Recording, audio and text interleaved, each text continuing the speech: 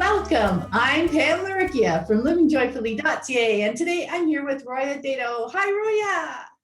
Hello. How are you, Pam? I'm very well, thank you. And Roya, you were first on the podcast back in 2016, right? We did a Growing Up Unschooling episode. And now I'm very excited to have you back to talk about your new book, Connect with Courage. So to get us started, I just thought a refresher would be great. Can you share with us a little bit about you and your family and what's everybody into right now? Yeah, absolutely. The first thing, though, I have to say is thank you for publishing my book. that's kind of a big deal, and I really appreciate not only the time that you spent on it, and the editing, and the publishing, and also the austere company I'm in. It's very exciting to be up on that list. So thank you, Pam. Oh, it was my pleasure. I love this book. I'm so excited to actually talk about it with you. So we are kind of in an interesting transition phase. I'm just coming back from maternity leave. I have a 4-month-old now. So I've got a 7-year-old, a 4-year-old, and a 4-month-old. And we've been diving into the world of finding babysitters and getting me back to work. So as part of that maternity leave, we were able to go on a big, grand 10 national park RV trip, which was really exciting. We went to Dinosaur National Monument because my son is super into everything dinosaur and wants to be a paleontologist. The kids are really, we also moved about 5 months ago. And so now we have a pool and a trampoline and a new neighborhood to explore. So it feels like a lot of big muscle movement kind of summer days down here in Southern California. Lots of swimming, lots of trampoline, gardening, cooking things and taking them to our neighbors, paying attention to all the birds. We know all the bird drama in the neighborhood. And we downloaded the Audubon app to watch birds, and we were eating dinner. And so some of you listening might be like in rural places where this isn't a shocker, but I'm in Southern California, very close to LA. And so it's really fun to have like a barn owl swoop down while we're eating dinner. So lots of that kind of, noticing happening. Oh, that's wonderful. That's wonderful. So dinosaurs, that's a big thing. Paleontologist in action right now. Oh, yes. And he got to touch actual dinosaur fossils and talk to very knowledgeable rangers. And we saw bison and we went in a cave. And it was just an amazing trip. Oh. So my kids are just living their best little lives.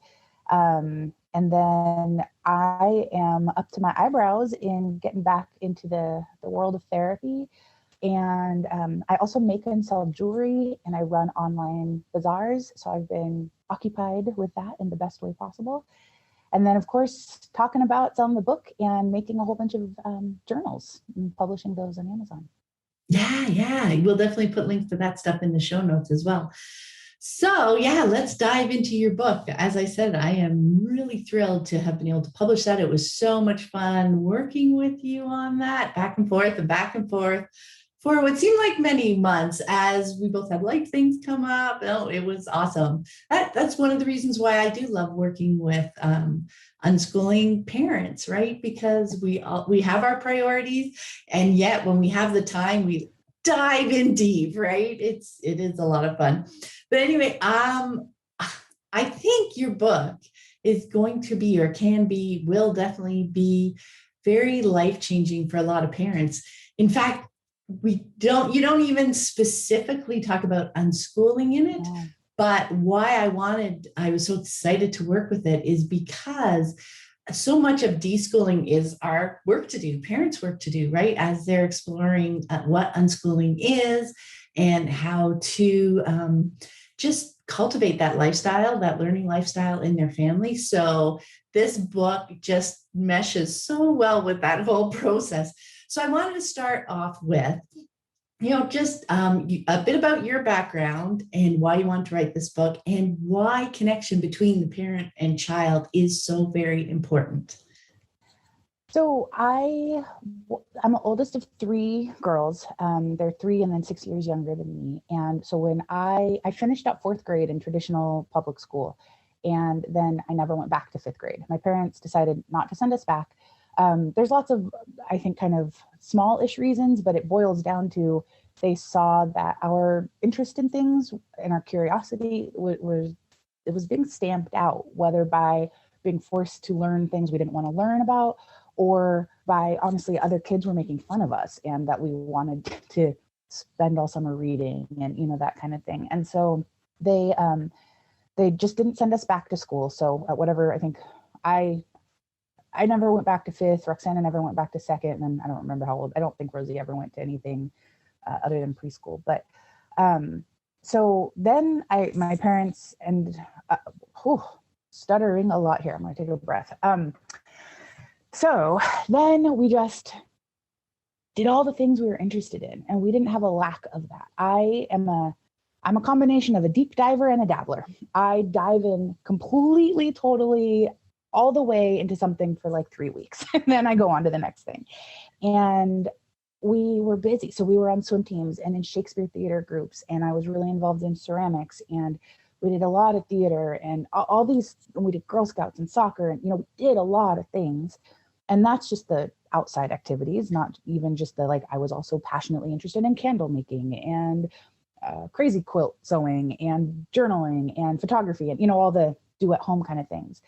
And so my parents were, I think, phenomenal at supporting our interests. And they, you know, when I give parents examples now, I almost always can think back to an example of my parents helping me. So I would be on hour 14 of making a zine, for example, in my bedroom, and I'd have just paper scattered out all around me. And my mom would crack the door open. I'd be listening to the same Ani DeFranco CD on repeat for 24 hours. And my mom would crack the door open and like slide a plate of food across and just be like, "Hi, how you doing? Okay." And I'd leave. And I remember just being able to like settle into that, like, this is what I'm doing and it's what I love to do. And it's okay with everybody else. And so I grew up with that very solid knowledge that what I'm interested in is valuable. They didn't interrupt me. They bragged about the things I was doing to other people, even if it didn't have, like, you know, there were no trophies for the zines I was making, right? There was no like quantifiable success marker. Reward. Right. So it wasn't like, oh, guess what? She got first in, you know, the amount of time she spent cutting pieces of paper up on her bedroom floor. But I knew for a fact that they valued the choices I was making. So I had that experience. And then fast forward, I go and I get a degree in recreation and leisure studies, which I used to tell people is like majoring in Girl Scouts.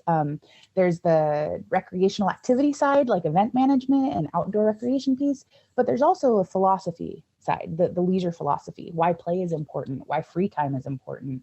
All of those things that lined up so clearly with why we unschooled. And so that just felt like oh, there's language for this. Oh, other people have been studying this, not in the guise of like doing away with school, right? It's so strange to me that people don't make that connection. But given all of these parameters, also this thing is important. And so I was finding language. I discovered the world of positive psychology. I went back to school to get my master's in counseling, thinking one day I would have an art therapy camp. And in that program, discovered, positive psychology and like the theory of flow and Mr. Seligman or Dr. Seligman and all of the actual research behind why play is important and why uninterrupted time is important and why settling in and being able to spend hours and hours of time on an interest is good for us. So again, I was like able to put language to these things that I knew from my upbringing and watched in my sisters and all of our unschooling friends. And then I started a private practice. And although at this point, the majority of my practice, I'd say, is homeschoolers, unschoolers, that wasn't always the case. And because at the beginning I was just, casting a wide net, put myself out there in Psychology Today, please come and see me as a therapist. And I was working in community mental health as well. And even with some court-ordered families, things like that. And so in my happy unschooling bubble, I had seen the positive side of supporting kids' interests and what that can do for relationships and families. And then as I ventured out into the world of counseling, I saw the opposite. And I saw all the places where struggles between parents and their kids could be traced back to not feeling valued or their interests being disparaged.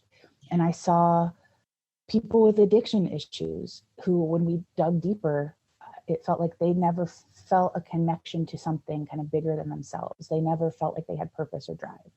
And I saw self-worth issues and self-esteem issues because when they were younger, all of the important adults in their life told them that what they were interested in didn't matter. And they internalized, if I love this thing and I'm wrong for loving it, then I must be wrong, right? And so, and then straight up just terrible, awful, neglectful, abusive situations where parents were insulting their children and disparaging their interests, and just it caused a lot of barriers. So in both places, I was seeing the importance here of kind of an easy, well, not always easy, but a simple solution to a lot of these things, which was, when they're young, start supporting them. And so support their interests, be interested in what they're interested in. And so then I started paying more attention to, why is that so hard? Why do we struggle so much when a kid wants to watch hour 4 of that YouTube unboxing video? Why do we not want them to do that? And why do we all get all, our backs up when our kids want to spend a couple more hours playing Minecraft? And what are the fears and what stands in our way? And that is the book. It's the long story, but that's the book. It's important. Here's why. Here's what happens when it goes right. Here's what happens when it goes wrong. And here are ways you can deal with those things that stand in your way. Yeah. Oh, I love that. I love that. That's a great kind of overview of why it's so valuable, right? To connect with your kids and to support their interests and their passions, and even being okay. I think it can be hard to be okay with someone who's like a deep diver for 3 weeks and then comes back up and then it's something completely different. It's like, well, gee, I thought you were a photographer or something, right? And then all of a sudden you pull back out. And I think that's the unschooling piece. And yeah, I never mentioned the word homeschooling or unschooling in the book, very purposefully.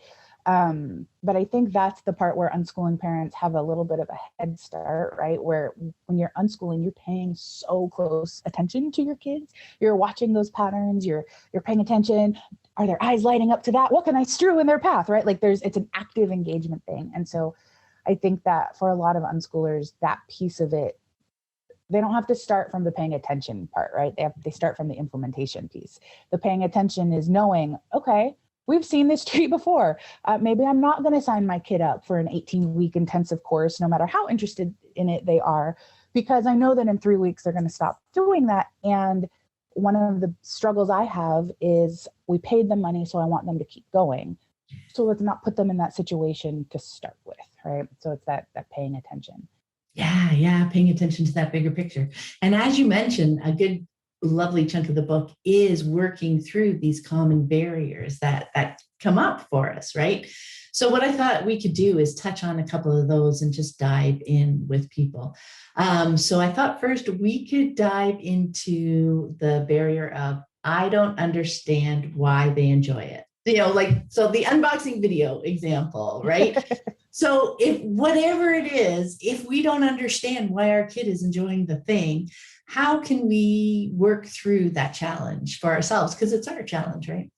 It is. It's totally our challenge. And that's, I think, one of the first things to do is to remember that we have however many years of messaging and bias and experience and baggage and, all that stuff about that topic, perhaps. And your kid does not. Your kid comes to that thing pretty fresh. So just to remember that a lot of times, thinking about people who've been upset with their kids for loving Nerf guns, for example, right? You have all this whole big giant trash bag full of but it's violence and it's this and it's that. And the kid's just like, I don't know, I like to point and shoot at things, right? So it's totally a different ballgame for them. So that's one thing I suggest to parents is try to really identify what's your stuff and what's theirs, because it's probably yours. And you're the grown-up, so you have to do the work. And then, so the other piece, if you don't understand, and of course there's that, we fear what we don't understand, right? And often it's about a new medium for things. So we are storytellers, right? We are storytellers as humans. And I see video gameplay, hours spent on YouTube or TikTok or whatever, we are still storytelling in those mediums. But if they're new and if you don't understand it, then it's not familiar and you're worried about all the unknown things. So if you can make parallels, right?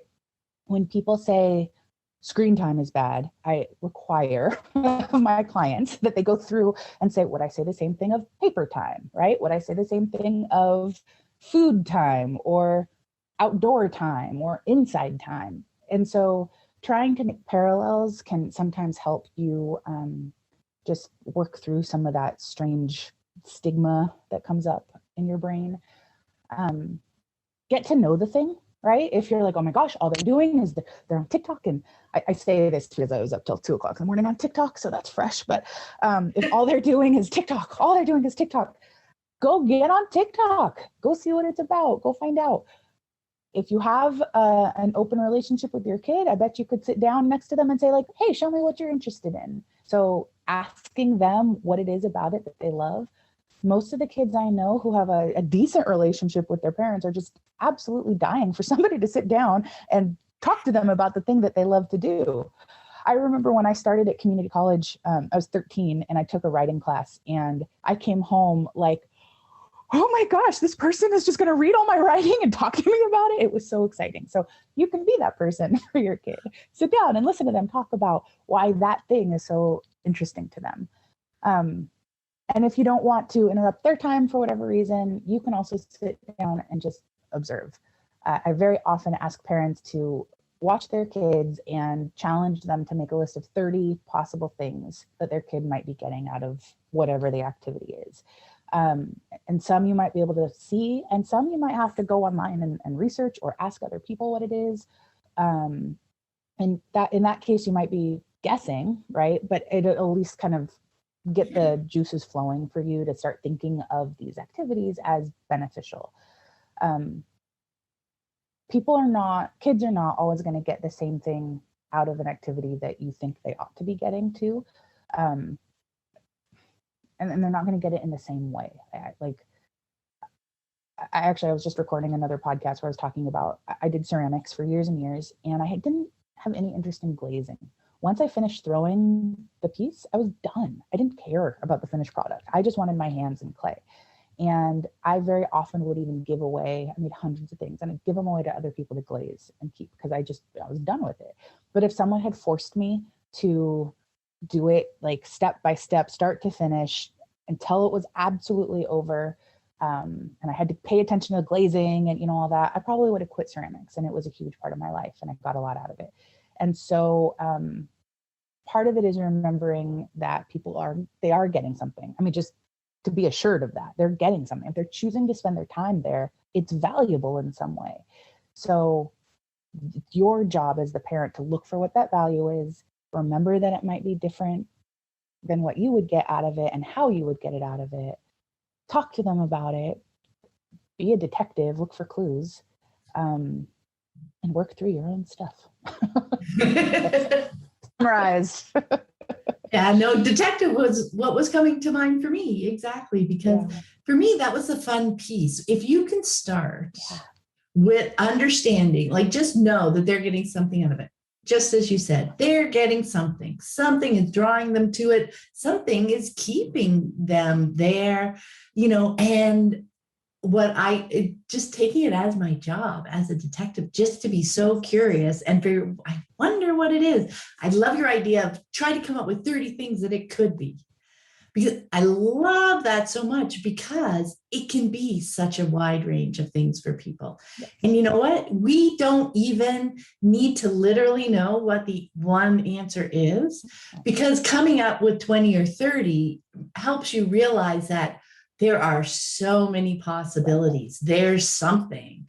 And then when we realize that, we get out of kind of the tunnel vision of the one horrible thing that we're thinking. Right. The one thing fear that's whatever our fear is, it's like, oh, it can be so many other things. That's just one possibility. So now all of a sudden it's not this huge weight. Then we can relax some more, and we can actually start kind of getting involved, right? And participating. Yeah. And it's fun. Yeah. And I think that's the piece that I get parents who are like distraught, and there's always stuff going on, and I don't want to minimize that at all, but we get so wrapped up in that that one, like you said, that one potential fearful place, right? That it could be leading to this bad thing, or it could be preventing them from success. We get so caught up in that we forget that this process is actually kind of a delight. And it's really fun to be a part of that. And I don't know, parenting is kind of a sweet gig if you can look at it in that respect, right? The things, I mean, I just think about not just my kids, you know, the places that we've been able to travel to, and the things that I've learned, and the projects we've done, and the joy that I get in them opening up and sharing their interests with me is amazing. But also with my clients, I can't even tell you the number of new TV shows I've watched, the number of awesome conversations I've had, the number of things I've tried, the number of connections they've made. It's so fun to connect with people on that level. And it's fun to watch too, because if you can get past the fear, and especially for parents who are worried about their kids spending all their time doing something, your kids are expert level at that thing. And it is really, really cool to talk to people who are experts about the subject that they're expert in. And what I want for parents is to be able to get that fearful voice out of the way so they can enjoy that and talk to their expert level kids who are invested and passionate and know the language and can teach you about whole new worlds. I know. I always felt like I was a kind of a student of life of my children. Really. If I could get out of my head that fear, that, judgment piece, if I could get out and just be in the moment with them, oh my gosh, that is how, I got experience with the lifestyle. And then, like you said, then you bring that curiosity about the world and about other people and what they find interesting. You bring that with you to all the other people in your life, and your world gets so much bigger. Like literally, I joined TikTok a few weeks ago. My daughter, but like my kids are adults now, but it's fun. The world is fun. And my daughter was starting to post on TikTok, and I'm like, I'd love to see what you're making. I made an account. I'm exploring. It's fun. And when you can come with that lens of fun and curiosity, the world is just so much bigger, I think, right? And we can connect. You have now a way to connect with people rather than saying, you guys are all adults. Yeah, I'm older now. I'm in my 50s. I don't want to learn any new tech. Yeah, no, that's not the way I want to go through my life, right? Right. And ironically, the fear is usually about a safety thing, right? That either that thing is gonna end up hurting my kid in some way. But connecting with your kid, I mean, every single study, homeschooling related or not, shows that engagement with parents is the thing that helps keep people safe into adulthood, right? That it helps with substance use, and it helps with risky situations and peer pressure, and all these things that we're scared of for our kids. That being able to have open communication with your parents is the thing that keeps you safe. And that's not going to happen if you don't find places to connect with them. So it's just kind of an interesting, like sitting on the couch and watching YouTube. I mean, physically they're safe, right? They might be seeing something that maybe I would choose not to let them be exposed to at a young age or whatever, but it's okay to think dangerous thoughts, right? It's okay to, like, just because you see it or think it doesn't mean you are it or will go do it. And that gives you the opportunity to have those conversations, and the support that you give when you value their choices pays off so much later on when it's actually physical safety that we're talking about, Mm-hmm. So not just the fun piece and the exciting piece and the just getting along better day to day. It's always I don't know, I get a lot of parents who come to me who talk about the struggle and the battle and, like those kinds of words with their kids. So not only is it just the light and fun and playful side, but it's also actually safer and better for their success later when it is more serious. And all the other pieces too, right? We learn better when we can be creative, and we learn better when we're playful. We learn better when things are not being forced upon us. And we can take what we learn, even if it's on Minecraft or I can't suddenly think of the name of any other game, but even if it's in a video game, the things that we learn, they're generalized to other things. And I think that's a big part that parents are scared of when they don't understand why a kid wants to spend their time doing this thing, they're also worried about all the other things they might be missing out on. And so to that, I just like to remind parents too that, just because you learn teamwork on a soccer field doesn't mean you don't use those things in other places. Just because you learn strategic thinking through Minecraft doesn't mean you don't use those abilities in other places. And far more important is learning how you learn. And again, keeping that relationship really open with your parents, and then it'll take you other places. But parents get very like, but right now it's not working like that. And you gotta take a breath. Yeah. and you learn better when you feel safe, right? Because when you're feeling safe in your environment, in your home environment, or like with your family, you feel much safer to explore, to try things that you might not have tried before, because you're less fearful of being judged, being talked down to, being told to stop. When you're comfortable that way, you actually feel much safer to explore and learn. And the other piece I wanted to mention, because when you're building that connection, so when you're fearful and you don't know what they're learning or whatever, coming up with all the different things that it could be, and also connecting with them helps you get a good idea of what it is that they're enjoying. So not only can you help by bringing in new things that are similar, if they're really enjoying the strategic aspect, like if that's what they're loving in Minecraft, is they're loving figuring out strategy. Somebody else is loving building things. Like if you just say they're playing Minecraft for hours, you don't know what it is that they're loving. And there could be very different things that you can bring into their world depending on what it is that they love. So as you're building that connection, because they feel seen and heard from you when you're starting to see and ask them those questions. Oh, what strategy did you use for this? Oh, how did you build that thing? Depending on what it is, they're feeling seen, they're feeling heard, they're feeling connected with you, they're building trust in you.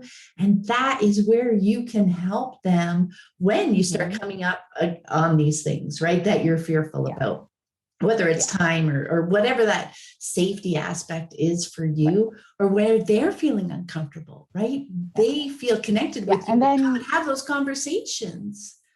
Right. And you just know them better, and what, if they start to look around for what's the next thing, right? I don't want to do just this, then you can say, oh, hey, I have this blah, blah, blah. And it kind of reminded me of that thing, right? Or strew it quietly, or whatever it is that you're going to do with it.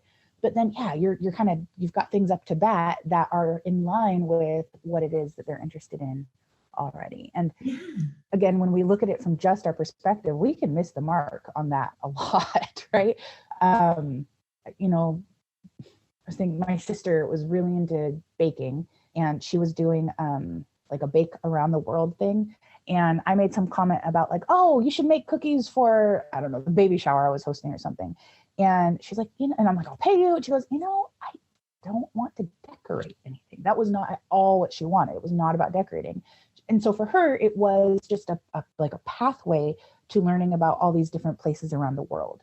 And knowing that, that if she were my kid, that's a really different world that opens than cooking and cake decorating, right? It's a very different, like I'm going to go in that direction, not this other one. And I would never have known that if I had, not talked to her about it and asked her about it and been open to that. Exactly. And that doesn't mean, because we might not know, it doesn't mean not offering up things or sharing ideas or thoughts, because that's how you learned, right? You said, oh, hey, what about this? But your connection and the trust, she was comfortable saying, no, you know what? That's not something that would be interesting to me. Yeah.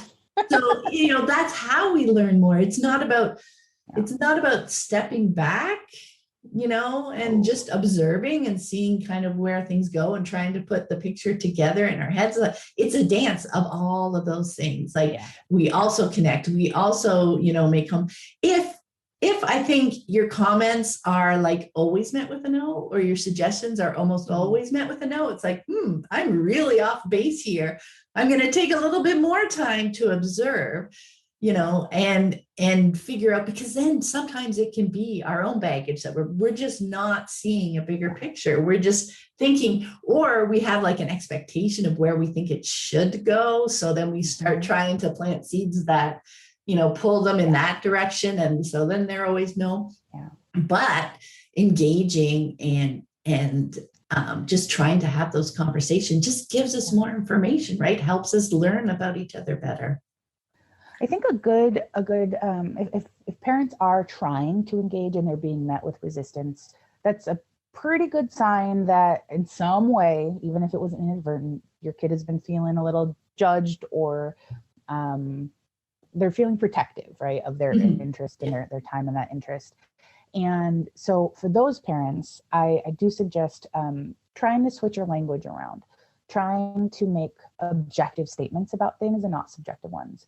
So in the same way, like I do a lot of art in my therapy practice. And if someone draws something with all the colors and it's filling up the page, if I say, wow, that looks chaotic, that is all about my interpretation, right? For them, that might be like busy and bright and dynamic. And so what I say is, I noticed you used all of the colors.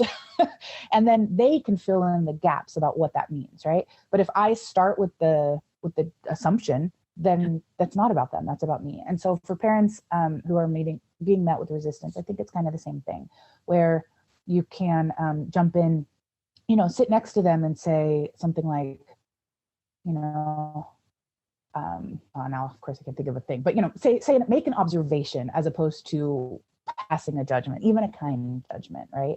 Yeah. You chose that character 3 or 4 times. Then you can leave that up to them to say, oh yeah, it's my favorite one.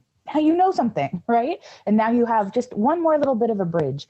I think of these, I use the metaphor of bridges a lot. And I think of like every time you can make that kind of connection with your kid, it's like a rope bridge, right? That's one piece of fiber that's been extended.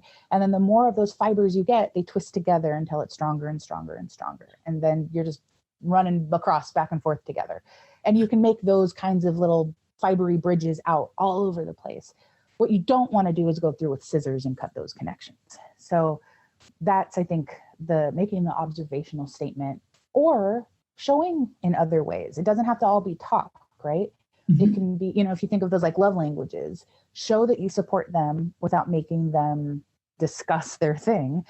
Sit next to them, read your own book while they're there, bring them a blanket if it's cold, bring them some snacks, take your noisy conversation somewhere else, help them clean up something that needs cleaning up if they could benefit from that, they need that help, or if they want that help, I should say. There's actions that you can take. It doesn't all have to be interrogation based. No, I love that. Because one of the kids wasn't big into words, but you can show so much through your actions and the choices. I love the one that so many people don't think of is taking your loud conversations to another space or something, just respecting their space, like when showing respect for the things that they're choosing to do and the way that they do them, just consideration, right? Yeah. As another human being in the world, like you might be hungry, you might be thirsty, you might want some quiet, even taking siblings somewhere else to play when they look like they're really focused on something that they're doing. Yeah. There is so much that we can do that also doesn't need words in the moment either, right? Yeah. And I think that's one of the things that we get this bizarre message from the mainstream world that we're not supposed to factor kids in when we're talking about our resource allocation, right? That it's only adults that are supposed to decide where we spend the money, how we spend our time, what the house is set up like, all of these resources in our lives. But where we choose to put our resources says a lot about what we value.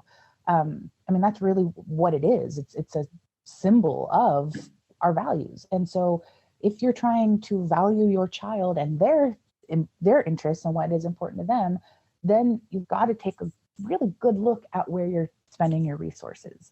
And are you factoring them in, and are you prioritizing them? And, also make rent and stuff. But that I think a lot of families exclude their kids' interests from the priority list, right?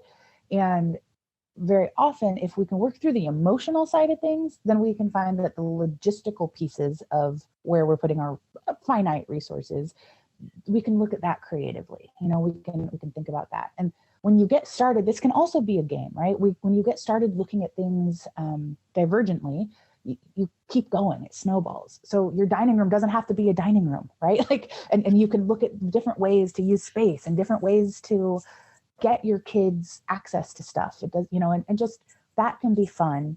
And if you involve them in that process, then they can trust that you are trying to do that for them. And so when it is a no, they understand it's a no.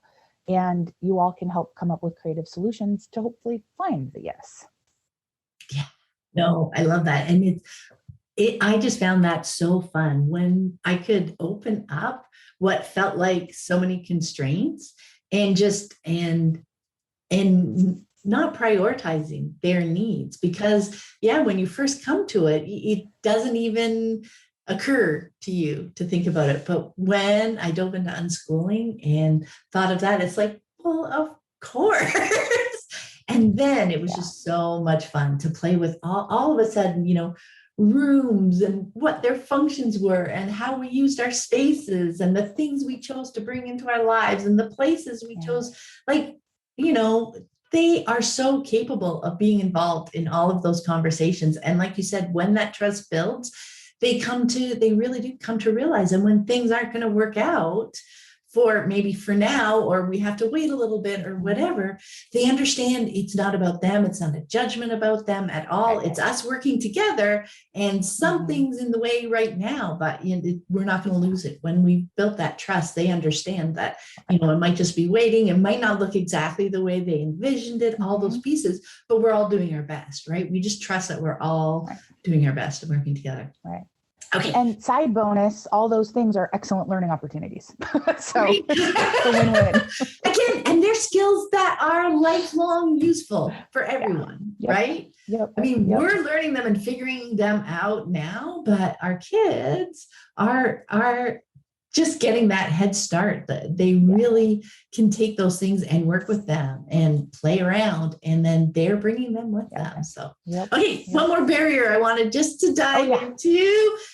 Because I do hear parents complaining pretty regularly, especially with younger kids, that the thing their child likes to do is messy, right? It sounds simple. But I don't know, Roya, is that house feel a little chaotic right now? But there are a couple of aspects to it, aren't there? There really are. And that's the thing too, that's hard. And it was actually part of the challenge for me of writing the book was I felt like I went back and forth a lot between like the philosophy of things and then and put your stuff in tubs, and then the practical side of stuff. And that's part of it is I think if the attitude is there and your own emotional barriers are dealt with, then you can think creatively about the practical solutions. So that's always, I think there's a lot of people who want me to just tell them like, it's, here's the one magical solution or way to just switch how you think about it. But it's not just that. It's a dance, and it matters who's in your house, I think is part of it. The house I grew up in, the people cared about things differently than the house I live in now and the people I live with now. And so that's part of it, is factoring everybody in.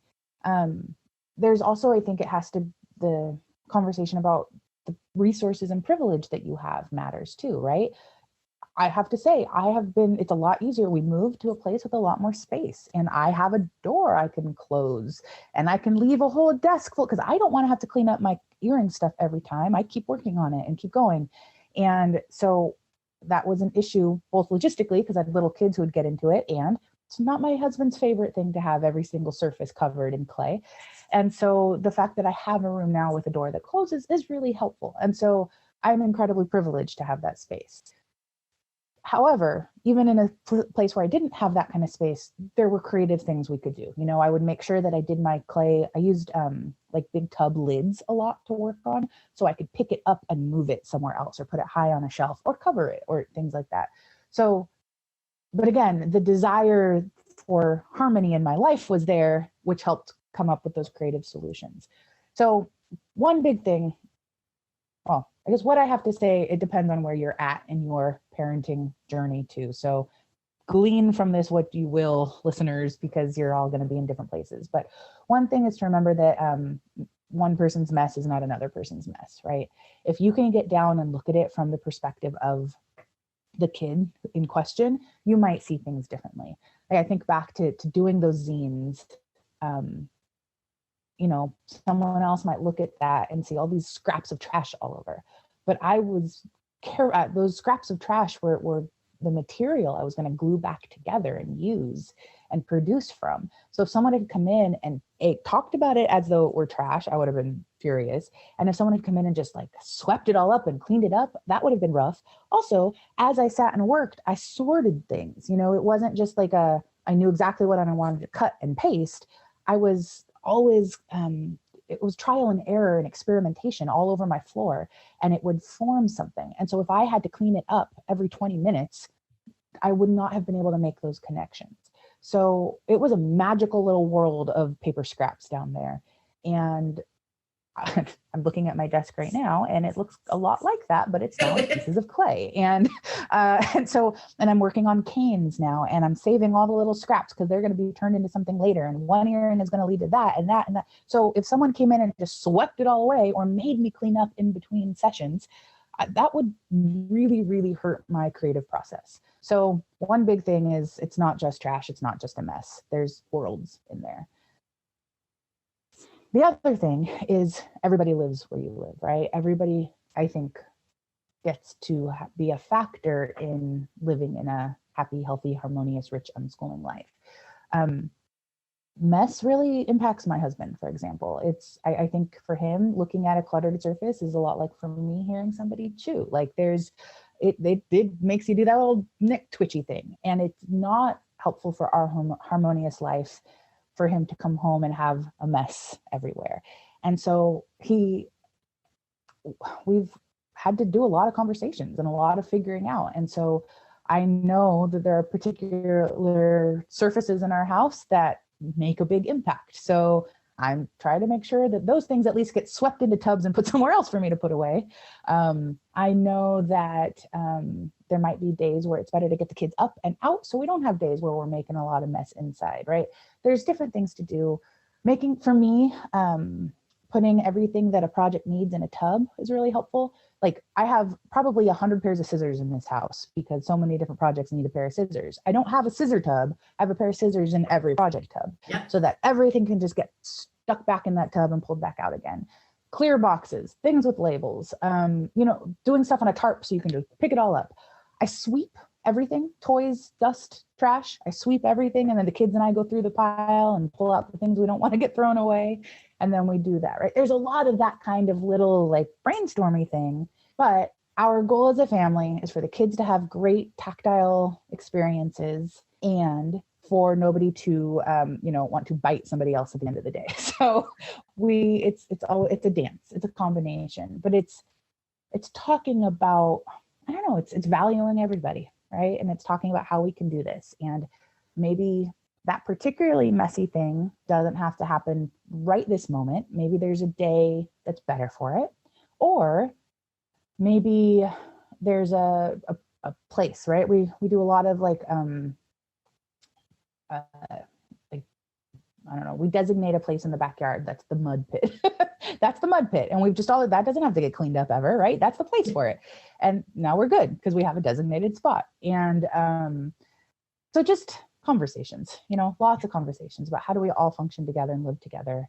Reframing, is it really mess? Remembering that mess is part of the creative process and that connections, it's actually healthy for our brains to make connections across things. So it's good for us to not just play with Legos, but to play with Legos and My Little Pony and Hatchimals and crayons and clay and sand all together. Like having those kinds of connections tactilely and across subjects and interests, it develops healthy brains. And so if you're hovering over all the time and you're saying, okay, did you stop playing with that Hot Wheel car? Okay, we're going to put it away now, right? But actually it does that scissor thing, right? It cuts off the connections before they can form. So as much as you can, if you can create a space where that can happen, or create a way where you can spend most of your time doing that and the cleanup is minimal, go for it. I think it's healthier. I run across a fair number of parents who are like desirous of living a minimalist lifestyle. And while I think that can be great for you as the adult, I definitely want to entreat upon you that not everybody wants to throw away all their things, and things are important to people. And some of your kids are going to be curators. I have a curator child. I have a collector child. He likes to collect things, and sometimes he displays them, and sometimes we leave them in a box for a year and he digs them out later and goes, oh, look at all those, and then he's interested in it again. So we do a lot of tubs with a lot of labels, and sometimes we rotate them, and sometimes they're all out on the floor all at once. And if I can pick them up, cool. If I can help them with that, that's the other piece, I think, is like giving the gift of that to your kids. I think can be a sweet and generous, wonderful thing. I don't know. I have a lot of thoughts about mess. That's why I wrote a book. Yeah, I just want to encourage, like, all the stuff we've been talking about. It's in there. It's in there. Yeah. I love your book so much. I mean, all these things are connected, right? They are. And yeah. And so when I work with an individual family, I mean, we could come up with 50 solutions off the top of my head, right, to that particular thing, but none of them are going to work lastingly or lovingly unless you deal with the emotional side of it, right? Yes. Why does it bother you? What does it bring up for you? You know, what's your attitude related to it? You got to do that part too. Yeah. And that is the beauty of working through the exercises. There's so many exercises in your book, and you can skip around too. What's the one that's, rubbing on me right now? And I can go and I can dig into that. You don't need to dig into everything all at once, because it won't mean as much. It is more helpful to dig into the thing that's rubbing right now, because then it's top of mind for you, and then you can really get into it, and it's helpful in the end. Okay, we can talk about that forever, but before we go, there will be links to the book, to links to all sorts of things in the show notes. Everybody can find that stuff there. But I want to know, what do you love most about your unschooling lives right now? Oh, what do I love about my unschooling lives right now? What I've been thinking about lately is how grateful I am for all of the people who love my kids, and we got them through our unschooling life. Like, I'm just thinking about the number of things, random things we get in the mail from other unschooling families that know and love our children. My 7-year-old son's favorite show right now is Brooklyn Nine-Nine. And he loves it. And it's like our special time I love that show too. And so like we try to get in an episode every day, and he started talking about himself in the third person because of Terry on the show. And he it's been leading to so many fun places and conversations. And the other day, a friend of ours, and by the way, of course, their youngest kid is like 21. So all ages, right, are all loving on our kids. And they sent us a couple of Brooklyn Nine-Nine t-shirts just out of the clear blue sky. And we have another set of friends who stumbled upon some pretty cool little dinosaur, like, dig the fossil out of the egg thing. And they sent those to us. And like, or they send us TikToks for the kids, right? Oh, I know Wyatt's interested in this. Oh, this reminded me of Lillian. And they would not have those connections if we hadn't been going to unschooling conferences, if we were not in a group of people who valued supporting their interests and seeing the connections that the kids are making. And so I think, right now I am absolutely the most just so grateful for the other humans who see and value the connections that the kids are making and their interests. It's just, I love them.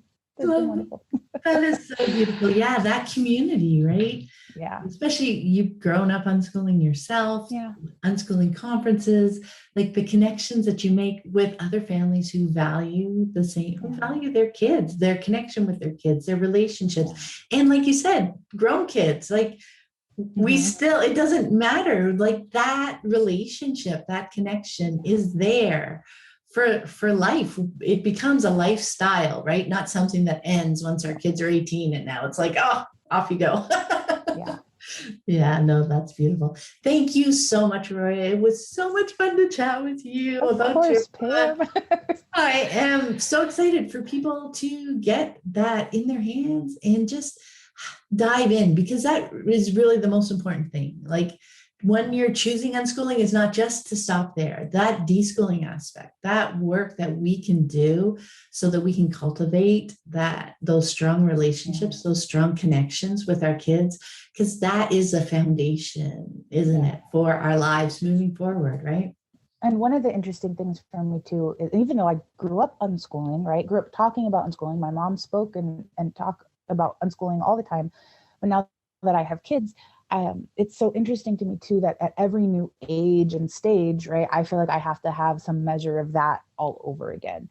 That, all right, when they're 3, I got it, we're good, I figured this stuff out. And then they hit the next stage and I'm like, oh, it's striking me in a different way because I'm a different person and they're a different person. And so I think that's part of it too with the book, that I wrote it hopefully for some replay value as well, that you can keep going back because different parts of it I think will hit you harder in different places. You have different barriers will come up at different stages of life, right? And so when people say like, I did the deschooling, I'm like, well, I mean, but did you?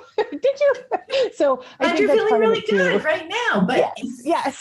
exactly it. You know, there are going to be things are going to happen from the outside. Your kids are going to hit certain ages, different ages, and things will come up. You really, things will bubble up. There's kind of like the bulk of it where, but the bulk of deschooling gets you to the place to realize, oh, this isn't really going to end ever.